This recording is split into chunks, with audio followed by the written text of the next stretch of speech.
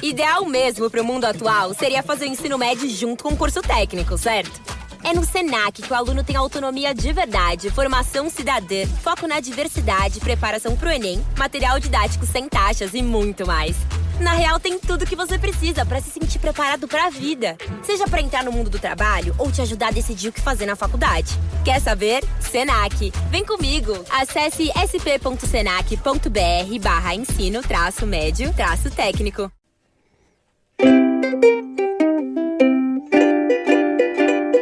Start and keep the Titterpigs, yeah. Keith and Scar, the Titterpigs, oh yeah. They're gonna talk about sweet, sweet RPGs. And it's the Titterpigs, the RPG podcast.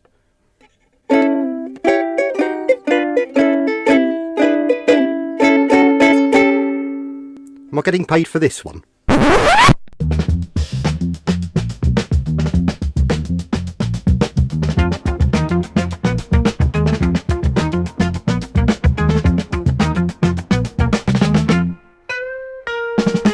Hey, welcome back to Titterpigs. This is episode 45.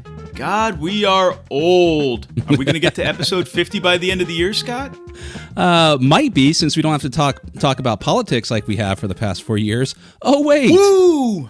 So with that, we are now changing it to Titter Politics, the All Politic podcast. No, absolutely fucking not. But yes. Oh, we're going to park the politic train? Yeah, right up where, you know where. But no, we are here back with episode 45.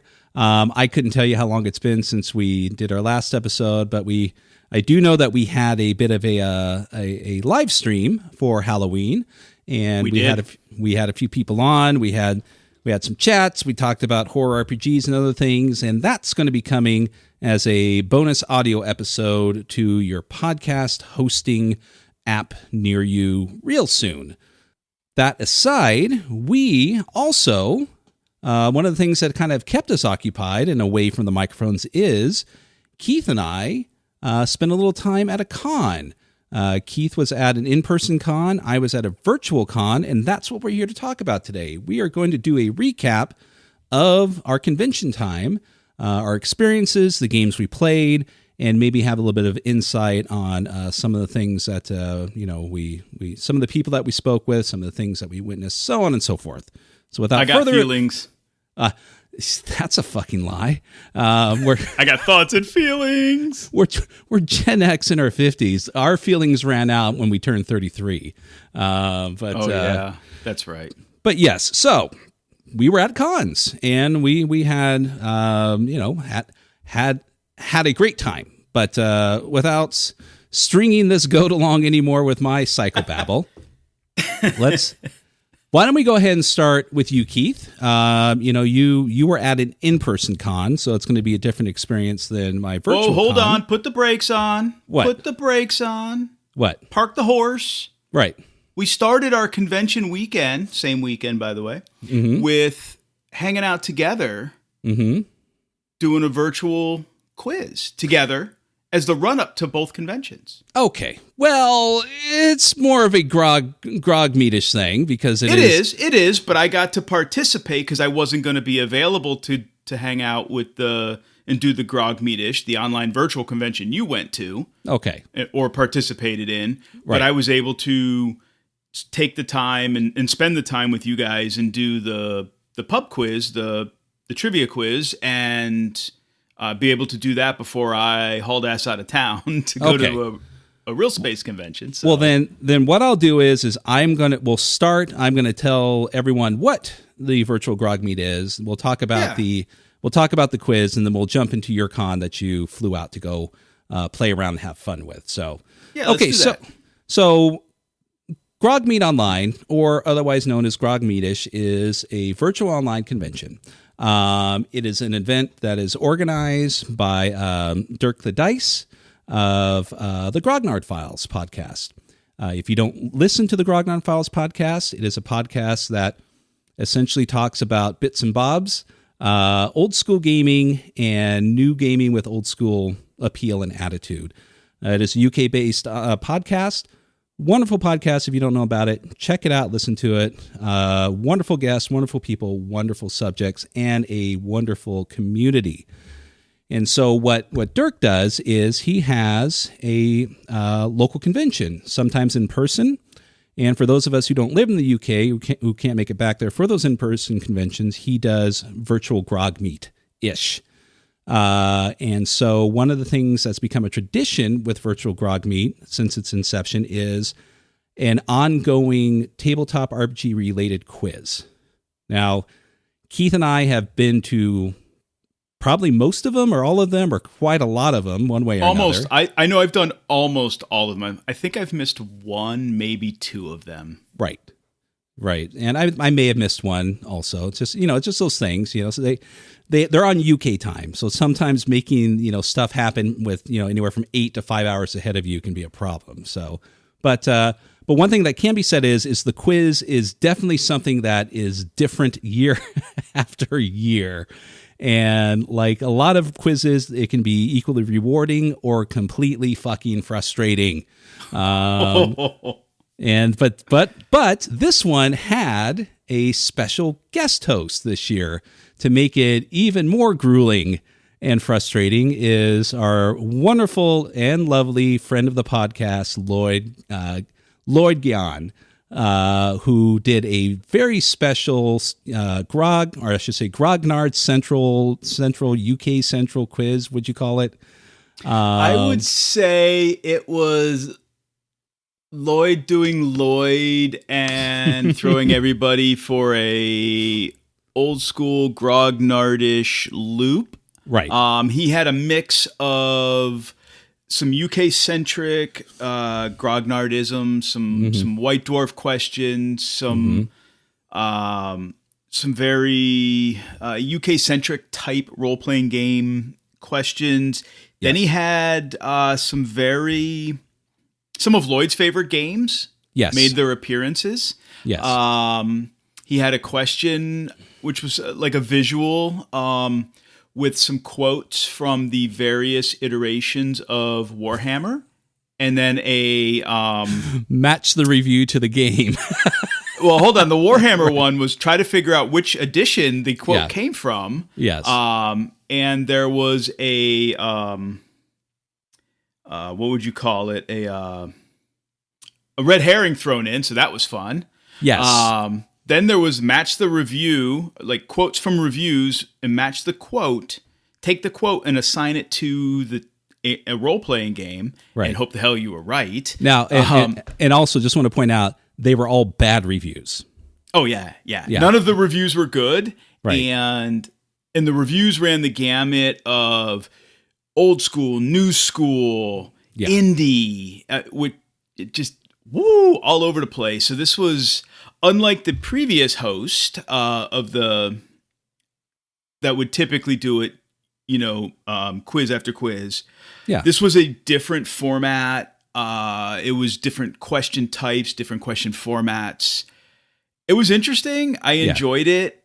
I got about half of them right, which was I scored individually. I scored considerably better than I normally would because of the different types of questions. Right. But normally we're paired up or grouped up in teams of 4 to 6 people. This was on an individual basis, so this was definitely different. Yeah, the other ones have been kind of a hive mind format where you can ride the coattails of someone smarter than you and still get credit for winning. This one, you're bare naked with your aptitude, and I did a bit better. I got about 4th or 5th place out of some of the other people, and the shocking thing that kind of got me the most was when we were scoring the quiz. The one that I thought there was no way in hell that I'm going to beat any one of them was the White Dwarf portion. My God, those were some of the lowest scores of all of them. I got 0. What's up, UK? All we do is hear about how wonderful White Dwarf is, and it was representation of all sorts of tabletop RPGs from 1 through 100. Scott, what? Tell everybody what you did. What? To answer those questions. What I did? What do you mean? What did I do to answer the questions? You just fucking guessed is all you did. Oh, I know. I guessed. Oh, yeah. I mean, come on. No, I mean, some of them I knew. Some of them I knew, but a lot of them were relative guesses just based on the... You shoved your hand up your ass and pulled out answers. Yep, there's a lot of information up here. I just can't access it properly. That's fair. But yeah, so I mean, but the glory days of White Dwarf. It was a representation of the UK gaming status symbol of the 80s, and nobody knew anything. Well, not nobody. Yeah, that was surprising. Most. I don't know where I came in the final rack and stack. I had I think 20 out of 40 points. I think it was 40 or 45 points total was max. Right. I had 20 points. So yeah, it was 40 points. I had 20 at the end, and I had to bolt out of there because it was my anniversary and I had to take the wife to dinner. So I have no idea where I ended in the final. I know Pookie had 25 points. So I know he beat me. I had, which didn't surprise me. 23, I think. So I don't know. But I mean, some of them, okay. So I remember one of the bad reviews, which was, I believe it was something like, "This is just an over glorified miniature warfare game." And I'm kind of going through the list. I'm going, well, none of these match that. Oh wait, Savage Worlds. And I picked Traveler. I picked Classic Traveler. And everybody was like, "Keith got this wrong." I'm like, especially because everybody knows how much I love Savage Worlds. Savage Worlds, yeah.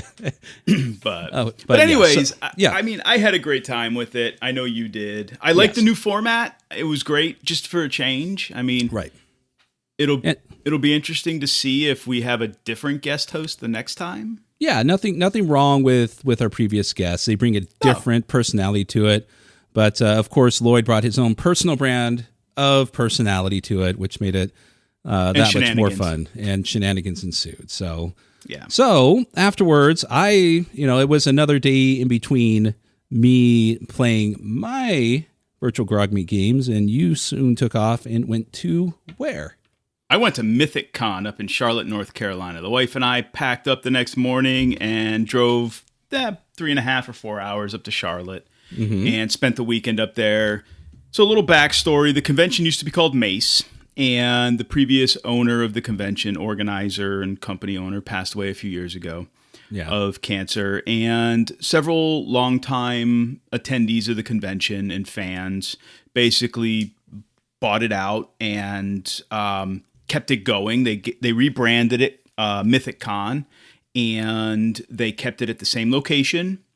Mace had a secondary convention called Mace West out in Asheville, North Carolina. So they have Mythic Con in Charlotte and Mythic Con West in Asheville. So it's really just the old convention run by a new crew with a new name, but everything is pretty much the same. Okay, cool. And I haven't been in 6 or 7 years. This is the first time I was able to get back after all these years. And my guess is over the years, it averages between 400 and 700 people. Every year's a little different, but it's typically the beginning of November every year. Nice. And it has your, board games, role-playing games, miniatures. There's some miniatures tournaments. There's a crafting track. Couple of notables were there. Oh my God, I'm drawing a blank. Professor DM was there. Oh, he was. Okay. Yep, he was there. He's a crafter, so he was there. And DM Scotty, the author of Easy D6, Easy 6. Yep. I'm Easy drawing D6. a blank, but Easy D6. Yep, he was there. He's been going to that convention for years. Okay, cool. So those two notables were there, and they were both doing crafting and running some games, playing some games. Mm-hmm. And it's not Titterpigs without my cat. So I didn't do any board gaming. I didn't do any miniatures, but I was able to get in 4 role-playing games. We left early on Saturday or Sunday morning, but I was able to get 2 in on Friday and 2 in on Saturday. Friday, I was able to play old school Red Box D&D as my first game. Cool. A little homage to Frank Menser and his Red Box. And it was a great little story with a pirate theme. And we basically we got shipwrecked on a beach, and we had to figure out how we got shipwrecked and kind of suss out the why and the how, and kind of solve a little mystery and get our asses out of trouble. What did you play? I played. What did I play? I was the fighter. Okay, cool. Yeah, I was just a brutish fighter. That was what I was, Nothing and I wrong was with cool that. with it. Nope, I didn't need to play anything else. I was good. I enjoyed it. That was a lot of fun. That brought back the memories of my youth, because that's where I started. I started with Redbox, and that's why I specifically chose that. I also chose it because one of the writers with me on Rolling Boxcars was also there, Steven. So Steven had gone to the convention too. Right. So we met up there, and that was one game we got to play together. So that was nice. Friday night, I got to play Pirate Borg. Cool. So that was good. Nice, fun scenario. I died twice. I died. I was brought back to life. The resurrection reanimated, aspect? I should say, Yep. and then I was killed again. Do you remember? So did you come back as a zombie or one of the other undeadish options? So first off, I got bowled over by a giant crab. Okay, as you do. And then I got crushed in its pincer, in its claw. Gonna and happen. then that's what killed me. Okay. And then the one of the characters, one of the other players, his character brought me back, reanimated me. Oh, okay, cool. With one of his spells, his Got it. abilities, reanimated me. Okay. But it only reanimated me for like 24 hours, so it let me come back. Okay. And then the giant crab just utterly fucking annihilated me again. Okay, so let me follow this. So you obviously you're battling a giant crab. You know, Oh, yeah. Doomsday hits you on the head like a pair of claw crackers, and then so he brought you back in the midst of battle. Yes. Oh, and then you got fucking bowled over again. Oh man. So I got bowled over, and I got bowled over. That's what killed me. And he brought me back. Then the crab picked me up in its claw.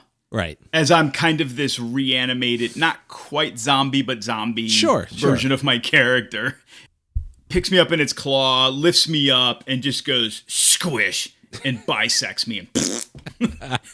So for those who are wondering why I asked Keith the question, Pirate Borg has I don't know anyone who hasn't used it, but it's kind of an optional rule. So if your character dies, rather than have to immediately roll up a new one, or if you're in the midst of a con game or whatever, there's options for you to come back as a particular type of undead.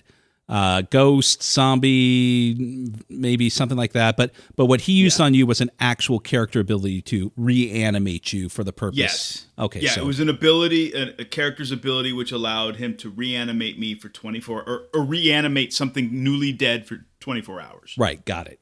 Cool. But he could only do one at a time. So once I died my second death, he could reanimate another character that had just died. We got bowled over. It was bad. Oh, sweet.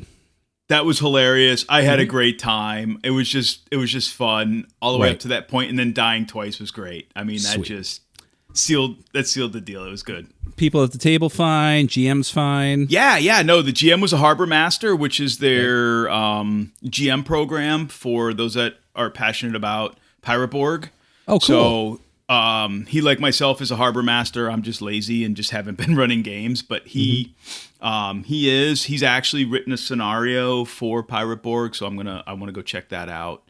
I think his scenario is called the Amulet of Delgado.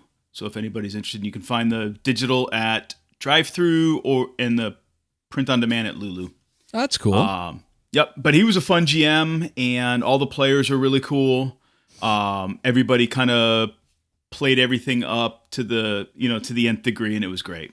Okay.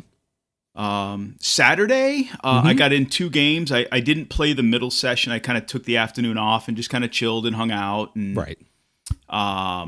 But in the morning, I played some Dungeon Crawl Classics, and I played Frozen in Time, which I had never played before, so that's why obviously I chose to play that. And it was quite interesting. My game master had never run DCC before, so this was his first time at it. Oh, So okay. shout out. I don't know if he'll listen to this, but shout out to him. I think he did a stellar job. Fantastic. Running it and just trying to grok the rules and all of that. He did a good job.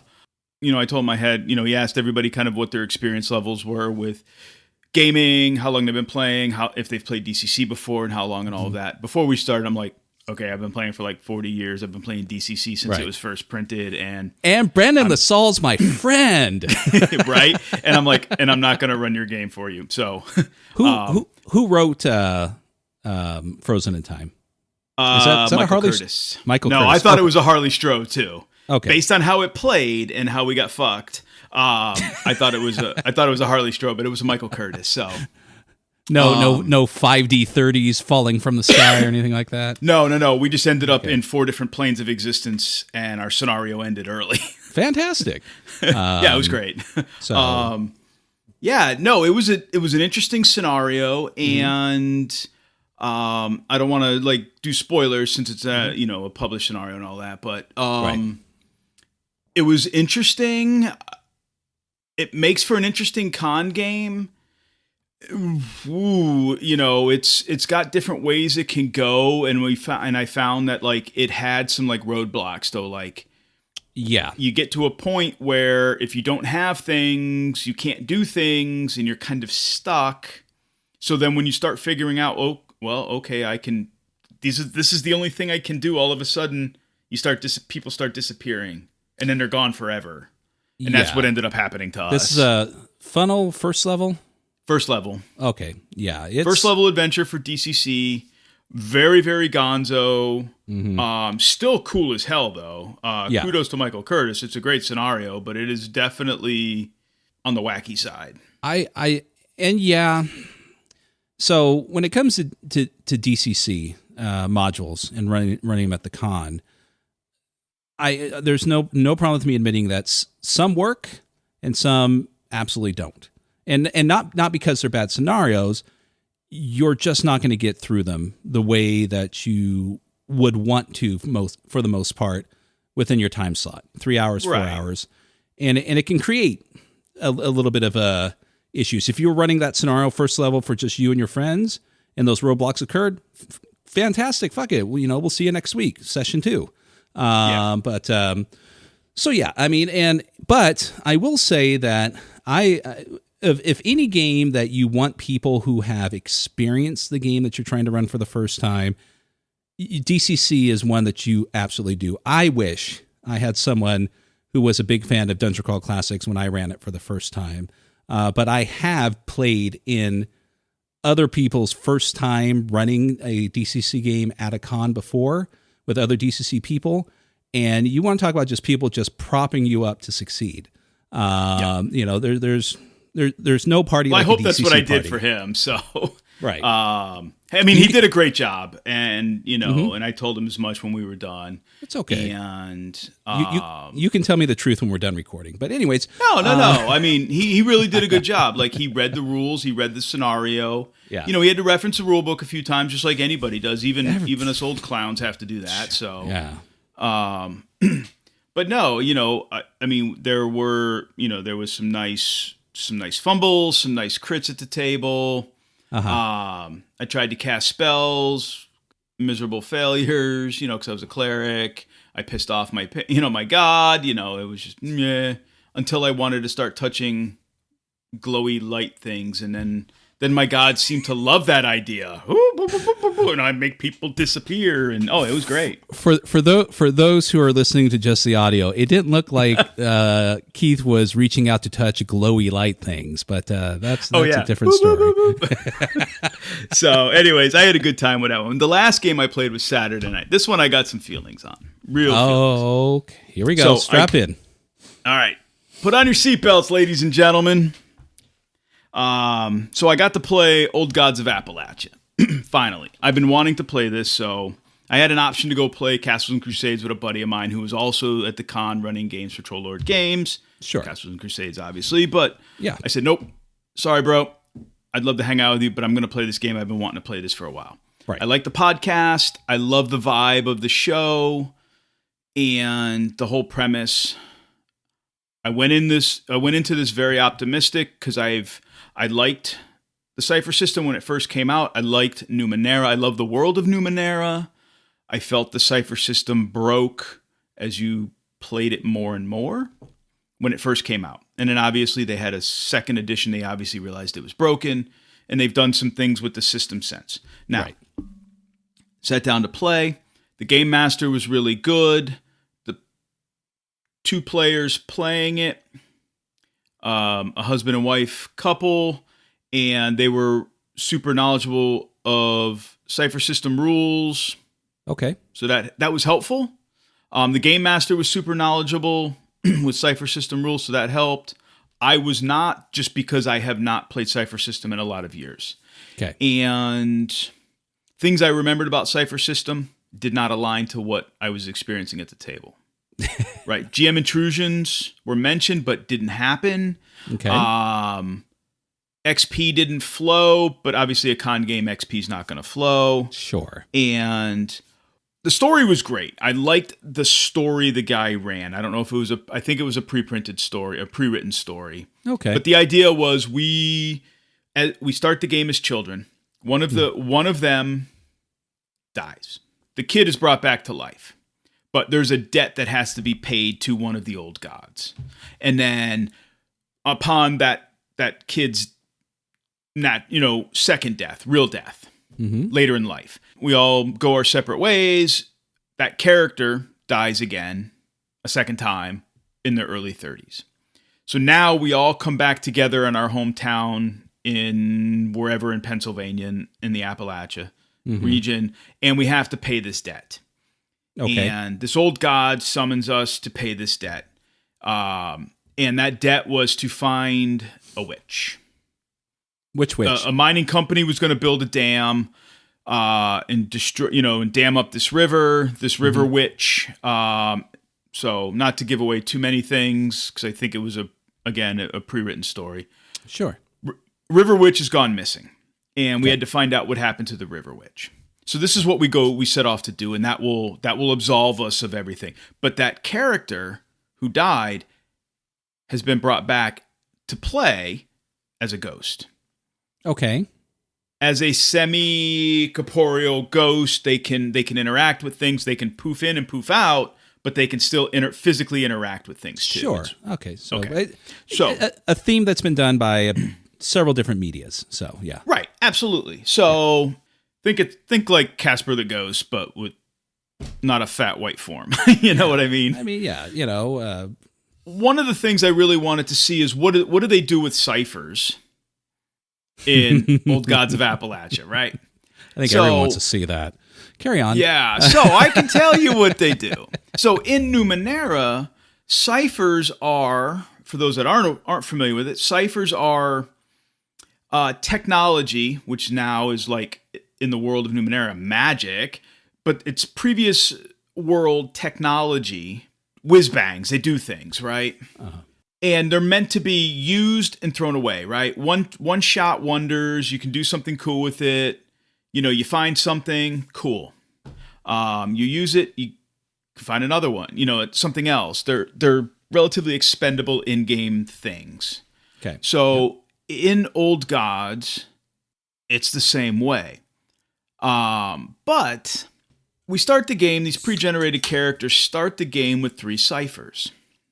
Okay. I had like a mason jar with some dirt in it, and it's meant I was a healer type character. Right. Like my occupation as an adult appeared to be some kind of doctor. And the just before you continue, just to clarify, within the cipher system, these ciphers kind of emulate the theme of the game that you're in, right? They do. Okay, so they're thematically paired to the theme of the game. Yes. Right, but they're still ciphers in the ciphers. They're still ciphers, which they call them ciphers. Grumble. No, but they still call them ciphers. But yes. Fair on. Okay, we're not here to talk shit on it, but yeah, carry on. Right. So I had 3 of them. Yeah. But they're not like one I had was like a mason jar that had some like stuff like dirt and whatever that I could make like a protective circle around. Sure. Okay. Another one that I acquired in play was like this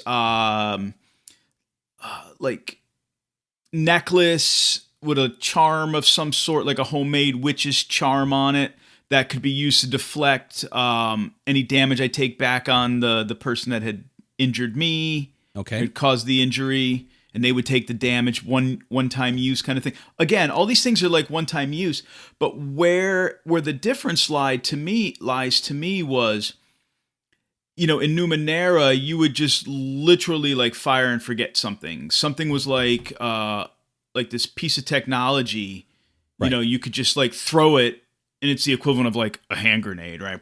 It just blows up, right? And this thing, it's like these things are like, some of these things take time to set up, and because they're themed for ritualistic, so to speak. Yeah, some of them were. Okay. They just thematically they fit, but it just didn't feel intuitive to want to use them. Like, at least in that scenario. Now, maybe in a larger game or an ongoing campaign, it might feel more organic to use them, but it just didn't feel organic or natural to want to use them. Okay. Yeah. Nobody used a cipher in the whole game. Okay. Now, I'm probably going to tell you something that you've already known or heard about or read about is most of my experience in... I've never played the game. I've got a copy of it on PDF. I kind of breeze through it. Again, but like most people, I'm somewhat familiar with the podcast, but I haven't listened to it to any degree.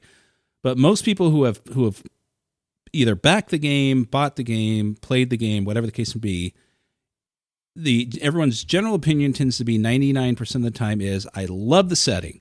I love the stories. I love what they've done with this. Can we use a different system? Nobody wants to play it using the cipher system.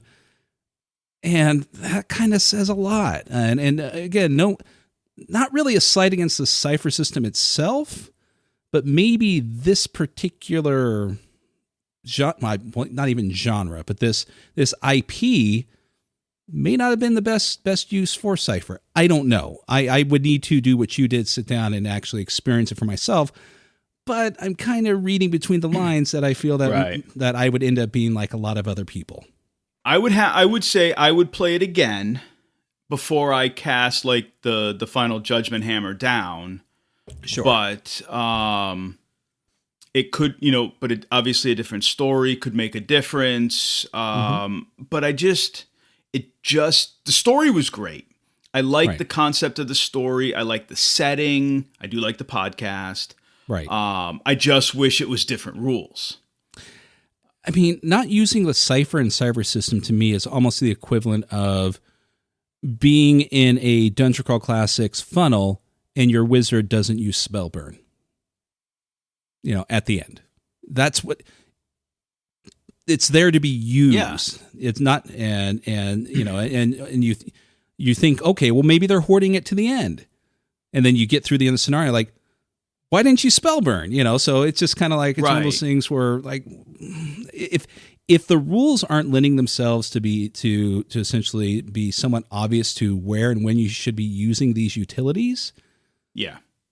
Something might be up. So. And I'm not going to say it's broken. I'm just saying for me right now, until I play it one more time, meh, as a game, again, I do like the setting. I like the theme. I like what kind of stories could be told. I was thinking about it like on my drive home, on yesterday on Veterans Day, like what could I write and just like slap it with like BRP or any other generic game system just as a way to adjudicate things. Without all the tchotchke shit, of GM intrusions and whatever. Let's just play a fucking game. I mean, now did it work when you played Numenera? The cipher system. Okay. It did. Okay. Now it got imbalanced as characters, developed. Sure. And advanced. It got broken, and things became imbalanced. Okay. And I think that's why they came out with Numenera 2nd edition after a few years, 2 or 3 years, whatever it was, to fix that. And I just never returned to the game after I left it. So that is what it is. But those are the games that I played. like I said, I had feelings, so Okay. strap in. So you can unbuckle now, people. Okay. So, any highlights? Anything else outside the games you played? I know you highlighted the judge for the Dungeon Crawl Classics game. Did you buy anything while you were there? My wife, I didn't buy anything specific. I did pick up a couple of freebies. Steven brought me a couple of Laundry Files books, BRP ones. Cool. The core book and God Game Black, I think it is, one of the supplements. And there was a freebie table, and somebody literally threw a brand new copy of Dusk City Outlaws by Scratchpad Publishing up there. The box set. The full box with all the bits and pieces and all that? It's missing the dice. That's what it's missing, which you can still... I have Spectaculars, so I have dice. That's amazing. But everything else is brand new. That's amazing. That's not cheap on its own. So I scored that as a freebie. The wife spent time in the small vendor room. Hold up. How many pairs of socks did she buy? 0. Oh. Fact. She's mad. No, she bought a bunch of like 3D printed stuff. So my only gripe about the convention, overall, we had a great time. Sure. We supported the artisans and stuff in the vendor hall. Mm-hmm. I think they could do a better job of vetting the different vendors to have a variety of vendors, because almost every vendor in there was selling 3D printed stuff, and they almost all had the same things, like these articulated dragons, which were cool. Some were done better than others on different printers that do better quality stuff. Yeah. Or laser cut MDF dice towers and things like that. Tchotchke stuff, and some of them very expensive. Yes. Very nice things, but when you have 4 or 5 vendors in there all selling the same 3D printed things, can we get some different variety? Now, I know obviously you have to have vendors that are interested in being there and available. I get that, but right. Yeah, I mean, I'm not a fan of that stuff, but I mean, the tchotchke, the jewelry. When 50% of your vendors are all selling 3D printed stuff, and it's the same stuff, or nearly all the same stuff. That's my only gripe. If I wanted that, I would have spent money to go to the Ren Fair. I'm joking. If I want that, I'll just drop like $1,000 and I'll buy like a nice Bamboo Labs printer with the AMS unit on the top. There you go. Color changing and make your own articulated sweat and stain remover from Traveler. Yeah, so that was my con highlight. So let's tell listeners about your con. Sure. And then why don't we get to that after we take a little ad break?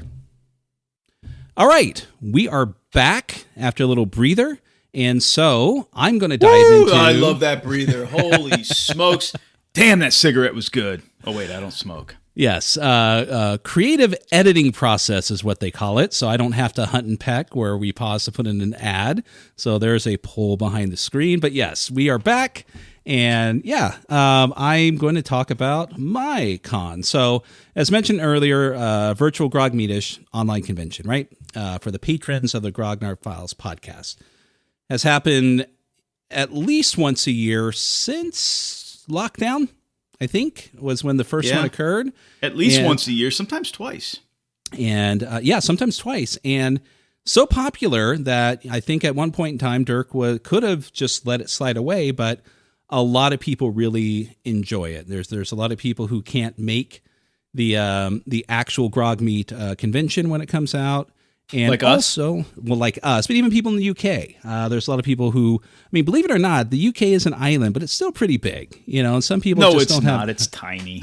Some people just don't have the means to get from point A to point B. You look at the map, you can reach your hand from one side to the other. It's that small. Right. Yeah. So, but yeah, But also for people like us, the U.S. people who love our UK friends and love their gaming aesthetics and their personalities and whatnot, and would hate to not be able to game with them as much. So starts with the RPG quiz, which we did on a Thursday.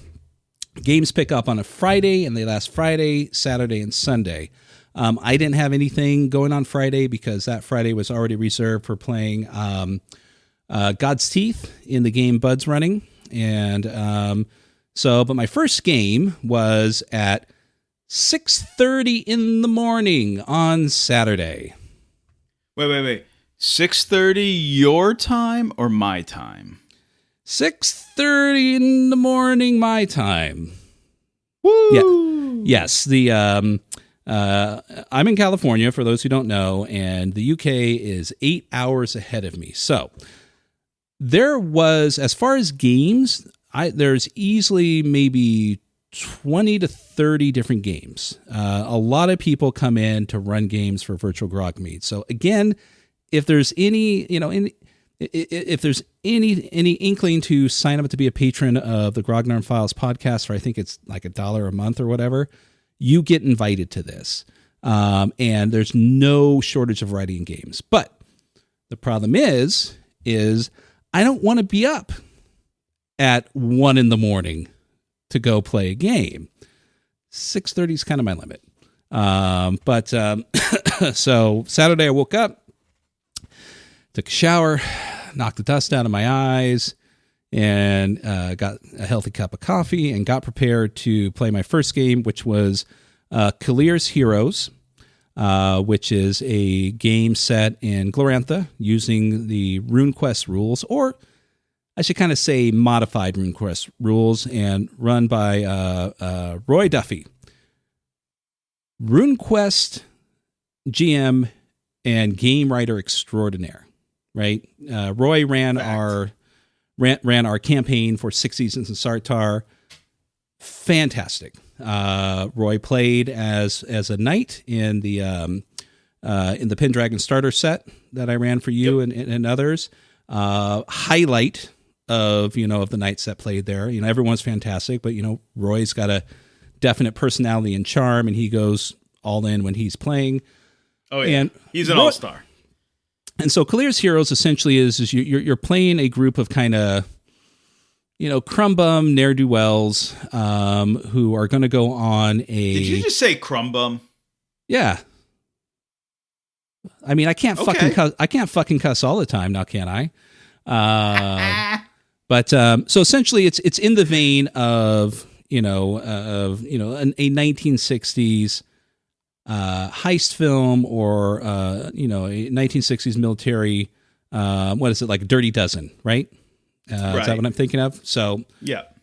So what Roy does with Glorantha, though, is he does a fantastic job just making it, breathing so much personality into that game, and really puts a shine on RuneQuest and Glorantha that kind of completely dissolves any sort of aspect of it being inaccessible.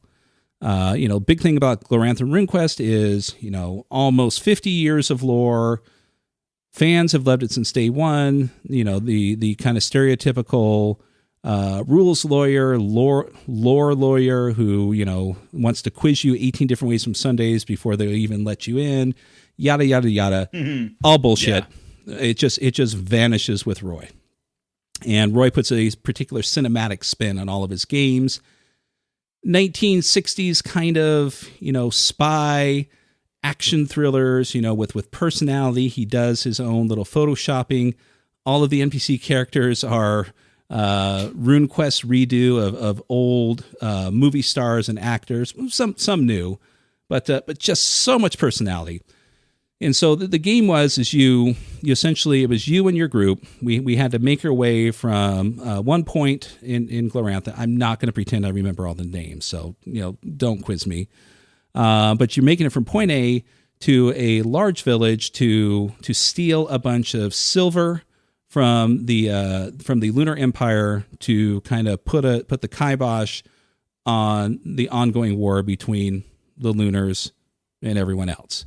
Okay. So your job is to make your way to this town, come together with like a heist plan to get the gold get the silver bars from this highly guarded wagon, and it's not just guards. And of course, Roy throws his twist in there. And then once you get it, you've got to make your escape, and then head back to where the army is, the lunar army.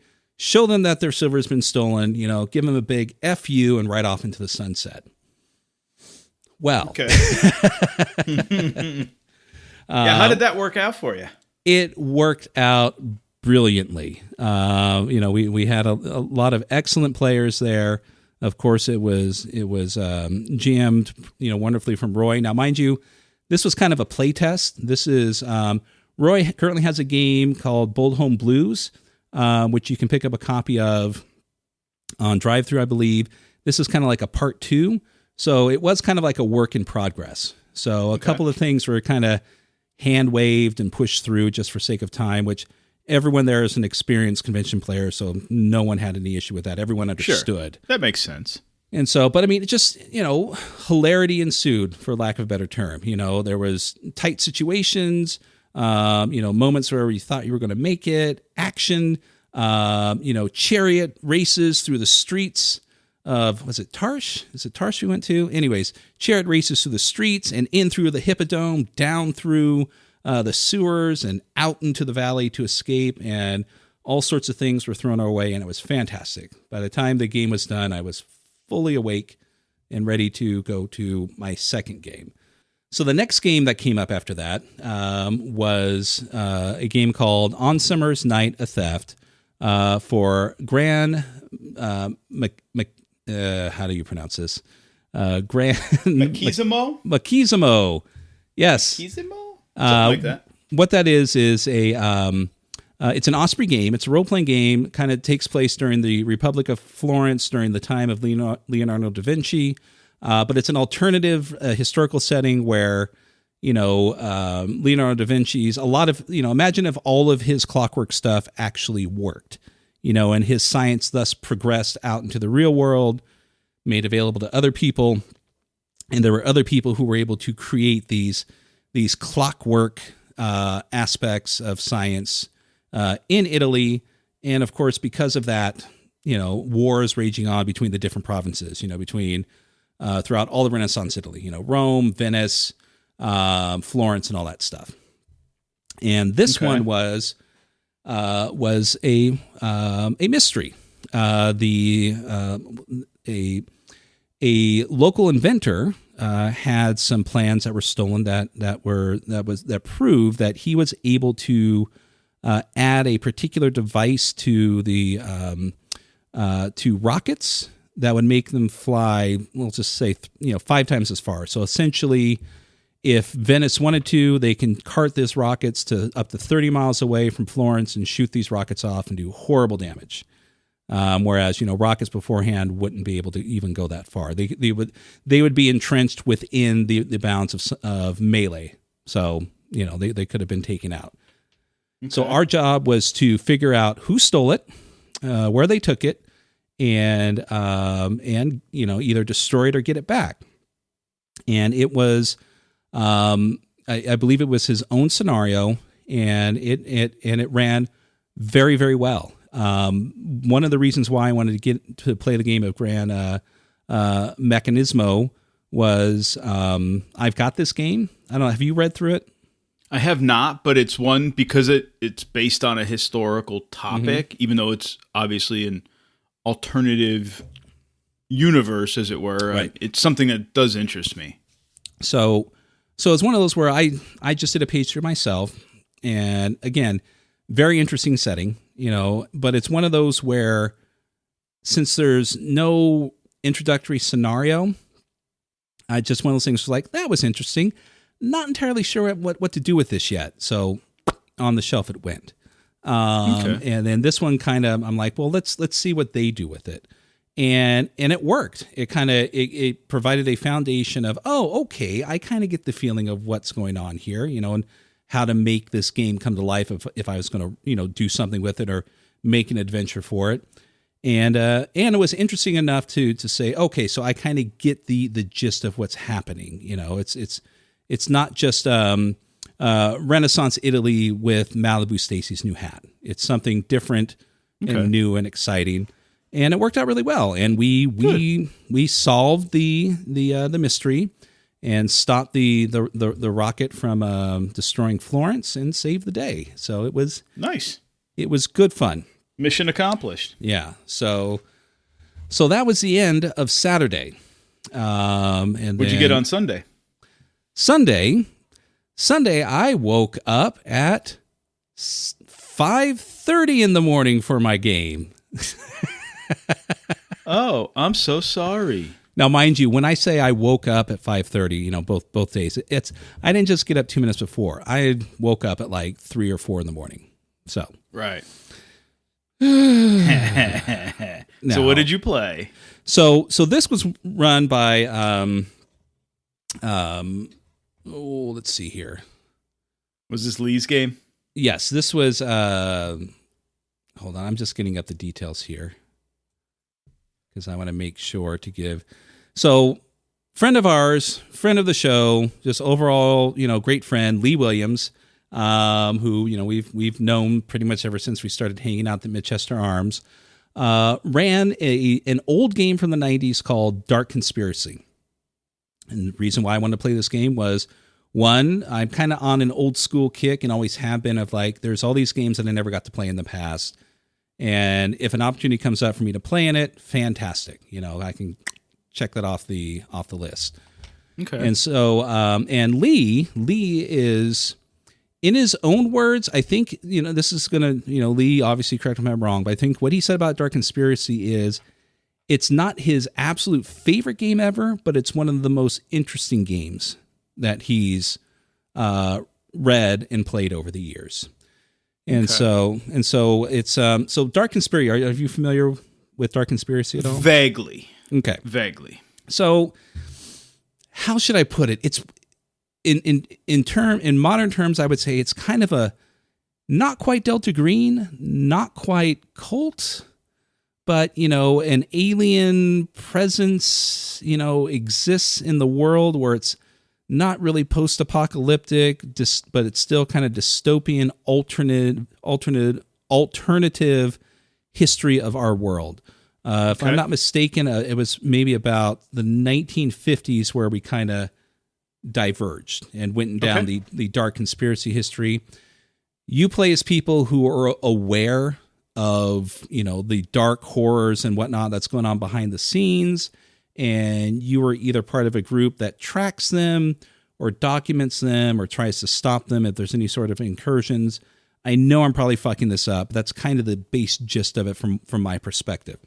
Okay. And and then what Lee did is he's an authority of the game, but I guess he's not a huge fan of the 1990 rules themselves. So he kind of used his version of the liminal game system, Paul Mitchner's liminal game, to kind of simplify the rules. Not knowing the game, I couldn't even tell. Worked out fine as far as I'm concerned. So fair. So we played as a group of people who lived in kind of an underground version of Phoenix, Arizona. You have to live underground because of not underground. You lived kind of under the entire city was blocked by solar panels, if I'm not mistaken. Okay. Anyways, Phoenix, Arizona. And we were tasked with going somewhere near Sedona to find out if a sighting of a glowing Sasquatch was true or not. So a glowing Sasquatch. Glowing Sasquatch in Arizona. Okay. So somebody's been hitting the peyote. Yeah. So my character essentially was an inquisitive type whose job primarily was to find and notate any sort of cryptids and whatnot. So I was the guy with the glasses who was trying to take pictures and notes the whole time. So we headed out. Our car fell into a ditch. So we were stranded in the middle of the road between kind of Sedona and Phoenix, which if somebody failed their driving role. Got it. Yeah, exactly. So we had to make our way. We found an abandoned kind of private airstrip where we spent the night. During that night, we came upon a curious chupacabra, who was, trying to, I wouldn't say trying to break their way in, but they were just kind of like hanging out around the shack that we were in. And of course, the aspect of the world you're in is you never know what shit is. Shit could kill you at any second. So, we're like, what the fuck? Should we check it out? Should we not? Okay. Our friend Debbie was playing. And of course, Debbie's personality. People who know Debbie's personality. Debbie was like, fuck it, I'm going to go check it out and see if it's a friend. So the door was ripped open and Debbie went outside, and then we all kind of had to chase after her. And thank God it turned out that this particular chupacabra pretty much just stuck to the guide of goat sucking and not person sucking. People eating? People eating, yes. That's a better term than person sucking. Oh my God. So the next morning, this is why we're not family friendly. Right. So the next morning we made our way to this old abandoned mine where we thought where the sighting was noticed, found some footprints leading into a cave, went down the cave. And again, I'm probably getting into spoiler territory, but found some more cryptids down in there. Turns out what we came upon wasn't a glowing Sasquatch, but was something like it. And pretty much everything was going so well, but at a certain point, we got to the location underground after having a couple encounters, right? And so the thing that we were trying to hunt down was kind of in a darkened cavern, kind of cowered in the corner, but huge, right? Like a gorilla-sized creature. Mike and our one character who had a gun was kind of in front of us, was just kind of like, trying to talk with it and make, communication or contact with it. My character is behind it. He comes around over his shoulder with a Polaroid camera, points it at the creature, presses the button, flash goes off, film gets sped out, and the ape-like creature goes nuts. Nice. I won't spoil how it ended, but I will say that thanks to Debbie and her psychic powers, which characters from the game can have powers too, kind of thing, she saved the day.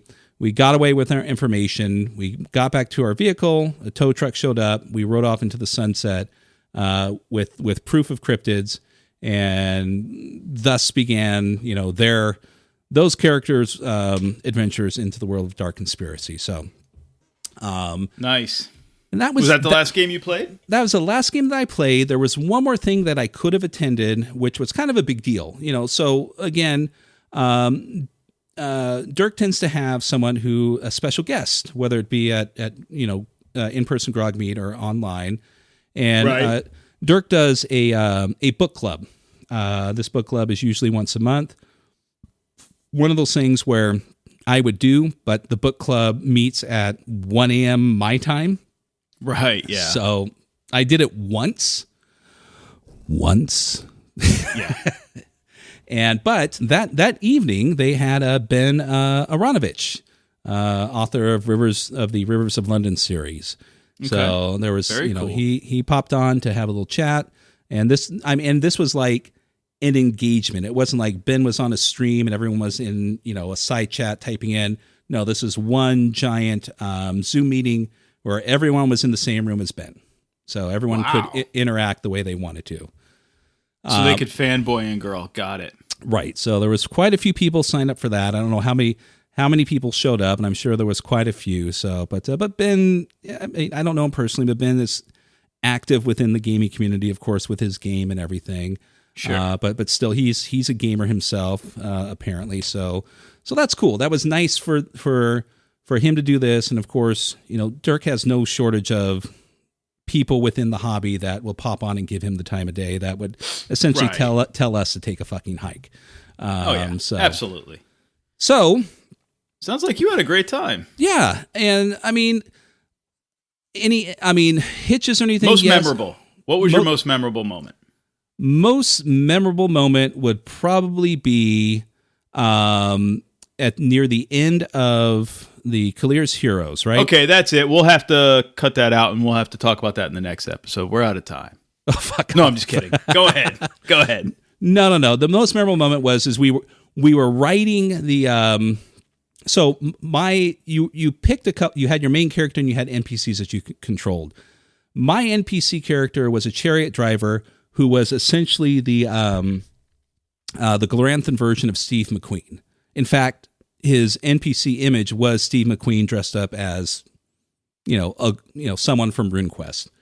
So he was one of the chariot drivers. We were down to 2 chariots. Others, broke up, were destroyed, whatnot. And so we made it past an albino alligator in the sewers, and we were kind of heading to the exit, and the lunar chariot drivers were catching up to us. I didn't hear Roy correctly. So what I said was, Steve McQueen is going to use his, I forget what the version of, but something like cool, right? So he was going to play, okay. I said, he stares down the chariot driver and he's going to play chicken to see who pulls away first. Roy's like, oh, they're chasing you, but that sounds fucking cool, so that's what's going to happen. So instead of the chariot drivers chasing you, they're now coming in the opposite direction towards you. So let's have let's have a roll off to see what happens. Now, it's Steve McQueen, 120% cool. You're not going to outcool Steve McQueen. So succeeded. They pulled off, crashed their things, and we rode off into the sunset. So that was fantastic. That was a highlight. And fantastic. No other issues other than just the typical couple hitches you do get with normal online gaming. So that's fair. Okay. Well, sounds like we both had a good time over the weekend. Yeah. It was good. I know we've talked about convention gaming, about player etiquette and certain expectations, and how to GM a con game, and maybe that might be a subject we'll touch upon again in more detail in the future. But sure. As far as I'm concerned, there were no issues to speak of. As everyone had equal time. The GMs were attentive. Breaks were observed. Everyone had their moment in the sun. And so, and all the games either ran just at or less than the time allotted, which is great. I would rather a game in early than to run over into another game you're trying to get to play. So right. No, all my games were the same way. All the GMs were attentive. All the players were great. They all ended on time or early. So no bitches, gripes, or complaints there at all. Right. So I just want to throw out, if anybody's interested in learning more, not more about, but for online gaming conventions or events, I'm going to plug my blog. I keep a list on my blog. I try to update it as much as I can. But if you know of something, please submit through my blog. There's a form you can fill out, and I'll plug that information in. But we do keep a running list by month with dates and links for online gaming events and conventions. So if you want to get in on some gaming action that you may not be aware of, that's a place to check. We'll put we'll make Scott put the link in the show notes. Absolutely. And before we head out, just want to add, we are coming up on holiday season, and just like anyone, our availability kind of runs a bit all over, crazy over the holiday season. We do have some more episodes that we're going to be getting to, so don't despair. So they will be coming out as soon as we can. More interviews. Going to have more friends from the show on. May have a patron on to talk about something that he's been wanting to talk about for some time. And of course, we'll be talking about other wonderful topics as they come up. And as we've done at least a couple years in a row, we'll come in and talk about maybe some holiday gift ideas for the year. So so look forward to that. But as of now, those will come out when they come out. So yeah, don't be mad. We love you. We do love you, each and every one. So a big shout out to Dirk the Dice for running another successful Grogmeet'ish. Thank you, Dirk. And I will throw a shout out to the folks that run Mythic Con. Great job, folks. I look forward to coming next year. Yep. And with that, let's ride off into the sunset. I don't have my coconuts. I mean, it's only 2 in the afternoon. The sun's not setting for 4 hours. Oh. I'm sad. Hey, Titterpigs fam, just a quick reminder, we do have our Patreon going on. It's patreon.com/Titterpigs. You can show your support there. We have 2 tiers for you, $3 and a $6 tier. So show us some love and be part of our growing community. And speaking of our current community, I would like to give a shout out to our current Patreon members: Dr. Mitch, Jason Sheets, Bud's RPG Review, Dwayne Costa, William Payne, Lupus Malum, Salt Heart, Patrick Mullen, Dragon Girl 74, and our newest member, Crafty Matt Craft.